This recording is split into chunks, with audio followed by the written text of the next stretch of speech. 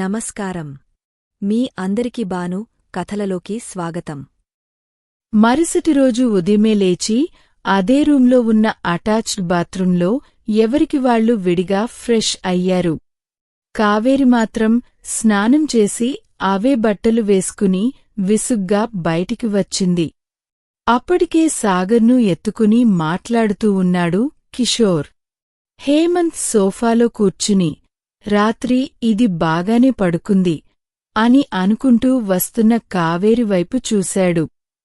అన్నయ్య అర్జెంట్గా బట్టలు కొనాలి, ఎంత ఇబ్బందిగా ఉందో మొహం చిట్లిస్తూ చెప్పింది.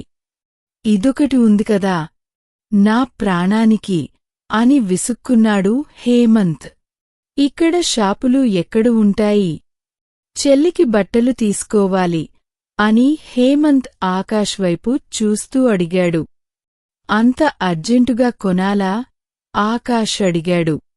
మరి బ్యాగ్ అని చెప్పబోయిన కావేరి హేమంత్ కోపంగా చూసేసరికి ఆగిపోయింది.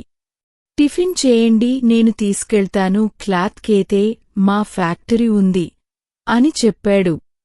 మీరు అవసరం లేదు, ఎక్కడో చెబితే నేనే తీసుకెళ్తాను. తనకి రెడీమేడ్లో తీసుకోవాలి కాబట్టి షాప్ ఎక్కడో చెబితే చాలు అని చెప్పాడు. నేను అయినా ఇంట్లో ఉంటున్నాను, వస్తాను అని చెప్పాడు. ఆకాష్ బయటికి వెళ్తున్నాడు అని తెలియగానే సాగర్ కిషోర్ దగ్గరనుంచి పరిగెత్తుకుంటూ ఆకాష్ దగ్గరికి వచ్చాడు. సాగర్ దగ్గరికి రాగానే ఆకాష్ ఎత్తుకున్నాడు. అంకుల్, నేను వస్తాను అని చెబుతూ ఆకాష్ బుగ్గలమీద ముద్దులు పెట్టాడు. ఇలా చేస్తే నేను కాదు అనను అని కదా ఇలా నన్ను ఐస్ చేస్తూ ఉంటావు. నన్ను కాదు అడగాల్సింది, ముందు మీ మమ్మీ నీ అడగాలి అని చెప్పాడు. వెంటనే సాగర్ మమ్మీ అని అరుస్తూ పైకి వెళ్లాడు. కాసేపటికి పూజిత నేను కూడా వస్తాను ఆకాష్ అని అనుకుంటూ కిందకి దిగింది. మీరు ఇంట్లో ఉంటేనే సేఫ్టీగా ఉంటారు మేడం అని చెప్పాడు. నువ్వు ఉన్నంతవరకు నా సేఫ్టీకి వచ్చిన ఘోకా ఏమీ లేదు. నేను వస్తున్నాను. 2 నెలల నుంచి ఎక్కడికి నేను వెళ్లలేదు అని చెప్పింది. కిషోర్ హేమంత్ వైపు చూశాడు. అందరూ వెళ్తున్నప్పుడు వీళ్ళిద్దరినీ ఉండమని చెప్పలేడు కాబట్టి మీరు రెడీ అవ్వండి అని చెప్పాడు. మాట వినగానే కిషోర్ అలాగే అన్నట్టు తల ఆడించాడు. అందరూ టిఫిన్ చేసి వెళ్లాలని సిద్ధమైన తర్వాత టిఫిన్ చేయడానికి కూర్చున్నారు. ఆకాష్ చెప్పినప్పుడు కాదు కాని హేమంత్ చెప్పగానే కిషోర్, సతీష్ కూర్చున్నారు. రాత్రి కూడా అలాగే కూర్చోవడంతో ఆకాష్, మీ ఫ్రెండ్స్ మీ మాట తప్ప ఇంకెవరి మాట వినరా అని అడిగాడు. నా పనిమీద వచ్చారు కాబట్టి నా మాటే వింటారు అన్నాడు హేమంత్. సాగర్ కూడా స్పీడ్గా తింటూ ఉండేసరికి నిన్ను రోజూ ఎక్కడికైనా తీసుకెళ్తాం అని చెబితే చాలు, వద్దు అనుకుండా తినేస్తావేమో, తినడానికి రోజూ ఏడిపిస్తూ ఉంటావు అని పూజిత చెప్పింది. వీళ్లందరూ ఇక్కడ రెడీ అవుతూ ఉన్నారు. అచ్యుత్, అనంత్ అని పిలుస్తూ గజేంద్ర తన మేడమెట్ల పైనుంచి కిందకు దిగాడు. నాన్నా, అన్నయ్య బయటకు వెళ్లాడు అని చెప్పాడు అచ్యుత్. నిన్న ఆ మనోజ్ ఇంటికి ఎవరో వచ్చారంటగా అని అడిగాడు గజేంద్ర. వాళ్లు వస్తున్నారని తెలిసి వాళ్ల ఫోటోలు కూడా తెప్పించాను అని చెబుతూ ఉండగానే నాగేంద్ర పక్క గదిలో నుంచి వచ్చాడు. బస్టాండ్లో ఉన్న హేమంత్, కిషోర్, సతీష్, కావేరిల ఫోటో చూపించాడు అచ్యుత్. వీళ్ళు ఎవరో తెలుసా అని. వీడు హైదరాబాదులో ఇన్స్పెక్టర్. ఇది వీడి చెల్లి. ఇంకా వీళ్ల పక్కన ఉన్న వాళ్ళు ఎవరో. వీళ్ల గురించి ఎక్కువ వివరాలు తెలియవు అని చెప్పాడు. వీళ్లను ఒక కంట కనిపెట్టుకుని ఉండండి. అనంత్కి దీని ఫోటో చూపించవద్దు, మిగతా ఫోటోలు చూపించు అని చెప్పాడు నాగేంద్ర. చూపించిన ఏమవుతుంది లే నాన్నా. వాడికేదో సాయం చేయాలని వచ్చిన ఇన్స్పెక్టర్ వాడి చెల్లి పరిస్థితి చూసి భయపడి ఖమ్మం వదిలి పరిగెత్తుతాడు అని చెప్పి నవ్వాడు. మనం అనుకున్న లక్ష్యానికి దగ్గరగా ఉన్నప్పుడు ఇలాంటి పిచ్చి పిచ్చి పనులు చేయకూడదు. పైగా మీ అన్నకు ఇది నచ్చిందంటే మళ్ళీ అనవసరంగా మన లక్ష్యం నుంచి డైవర్ట్ అవుతాడు అని చెప్పాడు. చూద్దాం అని చెప్పాడు అచ్యుత్. ఇంతకీ ఎక్కడికి వెళ్ళాడు అని అడిగాడు నాగేంద్ర. వాడి గర్ల్ఫ్రెండ్తో షాపింగ్కి వెళ్ళినట్టున్నాడు. పెళ్లి చేసుకుని చావరా అంటే ఇలా తిరగడం ఎక్కువ అయిపోయింది వీడికి అని తిట్టుకుంటూ నాగేంద్ర పైకి వెళ్ళాడు. 7 సీటర్ కారులో అందరూ కూర్చున్నారు. వెనకాల బాడీగార్డ్ వచ్చారు. కార్ పెద్ద షాపింగ్ మాల్ దగ్గర ఆగింది. అందరూ దిగి లోపలికి వెళ్లారు. సాగర్, పూజిత సంబరంగా తిరుగుతూ ఉన్నారు. ఏం కావాలంటే అది కొనుక్కోండి సార్. మేము వీళ్ళకి క్లాత్ డెలివరీ చేస్తాం కాబట్టి మనకి డిస్కౌంట్ కూడా ఇస్తారు. ఇది మనకి తెలిసిన షాపు. బై లక్ ఎక్కువమంది షాపులో లేరు అని ఒక షాపులోకి తీసుకెళ్లాడు ఆకాష్. ఆ షాప్కి 3 షాపుల ముందు అనంత్ తన గర్ల్ఫ్రెండ్కి లేటెస్ట్ సెల్ ఫోన్ కొనిచ్చాడు. చాలా బాగుంది అని తన ఫోన్ చూసుకుంటూ ఆనందంగా చెప్పింది. ఇంతలో ఆమె నిలబడిన టేబుల్లో నుంచి ఒక మేకు మెల్లగా బయటికి వచ్చింది. గాలి బాగా వీచేసరికి ఆమె వేసుకున్న డ్రెస్ ఆమెకు చుట్టుకుంది. అది తెలియని ఆమె మళ్ళీ తల తిప్పి అనంత్ వైపు చూసింది. అనంత్ ఆ పక్కన ఉన్న కాలేజీ స్టూడెంట్ల వంక చూస్తూ ఉన్నాడు. ఆమె అటువైపు చూసింది. కాసేపటికి వాళ్లు అనంత్ని చూసి భయంతో వేగంగా ముందుకు వెళ్ళిపోయారు. నా దగ్గర ఉంటే నీకు నచ్చినట్టుగా ఉండవచ్చు. నేనేమీ నీకు అడ్డు చెప్పను. పెళ్ళి నన్ను చేసుకో. జీవితాంతం నీకు నచ్చినట్టు ఉండొచ్చు అని చెప్పింది. నీలాంటివాళ్లు నా పక్కన తిరగడానికే, మా ఇంట్లో పెట్టుకోడానికి కాదు. నాన్న చెప్పిన వాళ్లని చేసుకుంటాను. ఒకవేళ తనకి నా గురించి తెలిసిన నాకు భయమేమీ లేదు. నేను ఇలాగే తిరుగుతూ ఉంటాను. నాతో ఉండి నీకు నచ్చింది కొనుక్కోకాని ఇలాంటి బోడి సలహాలు ఇవ్వకు అని గట్టిగా వార్నింగ్ ఇచ్చాడు. మామూలుగా అడిగాను, నీకు నచ్చకపోతే నేను అయినా ఏం చేస్తాను అని ఫోన్ తీసుకుని వెనక్కి తిరుగుతూ ఉండగా అక్కడ ఉన్న మేకుకు తగలడం వల్ల డ్రెస్ చినిగిపోయింది. అయ్యో, ఎంత కొత్త డ్రెస్సులు చినిగిపోయింది అని ఆమె బాధపడుతుంటే, కొత్త డ్రెస్ కొని పెడతానులే పద అని చెబుతూ పక్కనున్న షాప్లోకి తీసుకువచ్చాడు. అక్కడ ఆమె డ్రెస్ చేస్తూ ఉంది. కొంచెం సేపటికి 2-3 డ్రెస్సులు కొని తీసుకుని ట్రయల్ రూంకి వెళ్ళింది.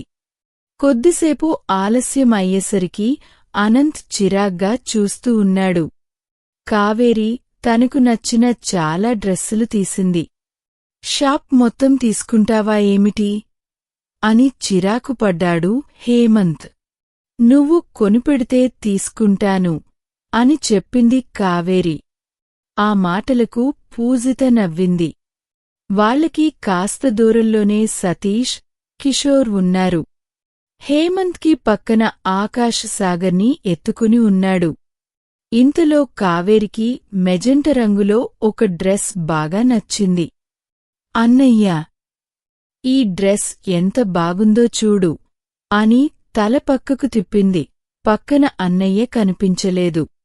తల అటూ ఇటు తెప్పి చుట్టూ వెతికింది. షాపులో బట్టలు, అలమరలు తప్పించి ఇంకెవరూ లేరు. అన్నయ్య, ఆకాష్ గారు, పూజిత మేడం, బేబీ క్రాఫ్ అని పిలుస్తూ చుట్టూ తల తిప్పి చూసింది. వాళ్ళు ఎవరూ లేరు. ఇందాక కొంతమంది షాప్లో ఉండాలి, వాళ్ళు లేరు. సేల్స్ గర్ల్ ఎవరూ లేరు. మీరందరూ ఎక్కడికి వెళ్ళిపోయారు అని అడుగుతూ అరుస్తూ ఉంది. ఓ బొంగురు గొంతుతో ఒక అస్పష్ట ఆకారం కావేరి అని పిలుస్తూ తన పక్కకి వచ్చేసింది. దాన్ని చూడగానే కావేరి వణికిపోతూ అన్నయ్యా, దయ్యం అంటూ అరిచింది. దయ్యం ఏంటి కావేరి? నేనే. ఎందుకలా అరుస్తున్నావు? ఎవరిని వెతుకుతున్నావు? అని హేమంత్ కంగారుగా అడిగాడు. కావేరికి బొంగురు గొంతుతో ఎవరు అరిచినట్టు వినిపించేసరికి వద్దు, నన్ను ఏమి చేయకు అని అటుపక్క పరిగెత్తింది. ఏమైంది అంటూ ఆకాష్ సాగర్తో అటు వచ్చాడు. ఎదురుగా ఒక పెద్ద దయ్యం, చిన్న దయ్యం వచ్చేసరికి బాబోయ్ దయ్యాలు అంటూ వేరే చోటికి పరిగెత్తింది కావేరి. ఆమెను పట్టుకోడానికి హేమంత్ దగ్గరికి వెళ్తుంటే నెట్టేస్తూ చేతులతో తోసేస్తూ అన్నయ్య అని అరుస్తూ ఉంటే హేమంత్కి ఏం చేయాలో అర్థం కాక కావేరిని పట్టుకోడానికి ఇంకా గట్టిగా ప్రయత్నిస్తున్నాడు.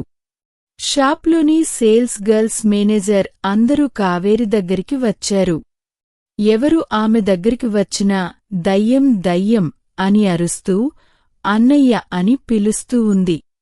హేమంత్కి ఏం చేయాలో తోచటం లేదు. కిషోర్ ఆమె దగ్గరికి వెళ్లాలని అనుకున్నాడు, కాని సతీష్ వెళ్లనికుండా గట్టిగా పట్టుకున్నాడు. రే, వదలరా మేడం, ఎందుకో భయపడుతున్నారు. ఒకసారి వెళ్ళి వస్తాను అని చెప్పాడు. మనకెందుకు బావా? ఆ పిల్లకి పొగరు, బలుపు, దానితోపాటు పిచ్చెకూడా ఉన్నట్టుంది. మనకెందుకు? కదలకుండా ఇక్కడే ఉండు. వాళ్ళ అన్నయ్య తన గురించి ఆలోచిస్తాడు. పైగా తనకి పిచ్చి అని తెలిస్తే మనల్ని వదిలేస్తాడేమో. అప్పుడు హాయిగా వైజాగ్కి వెళ్ళిపోయి మొన్న అమ్మ చూసిన సంబంధమే ఓకే అని చెప్పేస్తాను. నాకు పెళ్ళి అవ్వగానే వెంటనే నీకు పెళ్ళి చేసేస్తాను అని చెబుతూ దూరంగా లాకెళ్తూ ఉన్నాడు.